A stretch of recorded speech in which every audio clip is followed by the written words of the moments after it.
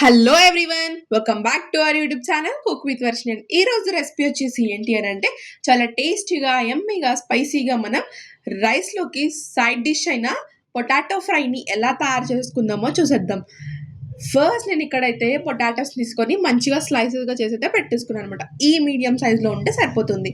And ఆ తర్వాత నేను పొటాటోస్ మొత్తం వాటర్లో వేసేసుకొని దాంట్లోకి స్టార్చ్ రిమూవ్ అయ్యేంత వరకు మనం మిక్స్ చేసేసుకొని ఒక 20 మినిట్స్ పాటు మనం మూత పెట్టేసుకొని ఉంచేసుకుందాం. ఆ తర్వాత వాటర్ మొత్తం రిమూవ్ చేసేసుకొని పొటాటోస్ని మాత్రం ఉంచేసుకుందాం. దాంట్లోకి మనకు టేస్ట్కి సరిపోయేంత సాల్ట్ని, అలానే చిటికెడు పసుపుని, మన స్పైస్కి సరిపోయేంత కారంని, అలానే ధనియాల పొడిని, అలానే గరం మసాలాని కూడా యాడ్ చేసేసుకుందాం.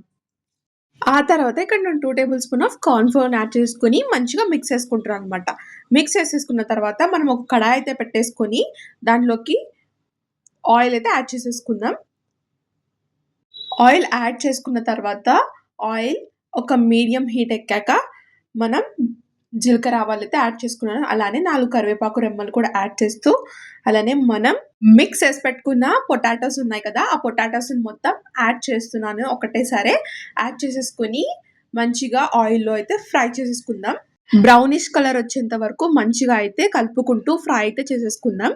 ఇది చాలా చాలా పర్ఫెక్ట్గా ఉంటుందండి రైస్లోకి సైడ్ డిష్గా. అలానే కర్డ్ రైస్లో కూడా చాలా చాలా పర్ఫెక్ట్గా ఉంటుంది. కంపల్సరీ ట్రై చేసి చూడండి కర్డ్ రైస్లో.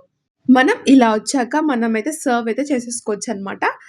మొత్తం ఇలా అయితే పర్ఫెక్ట్‌గా ఫ్రై అయిపోయినట్టు. అండ్ నేను ఇక్కడైతే సర్వ్ అయితే చేసేసుకుంటాను అనమాట. చూడండి చాలా చాలా యమ్మీగా, టేస్టీగా అండ్ మనకు స్పైసీగా ఉంటుంది పొటాటో ఫ్రై. గైస్, మీకు ఈ రెసిపీ నచ్చిందనుకుంటున్నాను. మీకు ఈ రెసిపీ నచ్చితే please do like, share and subscribe our YouTube channel. Thank you guys for watching this video.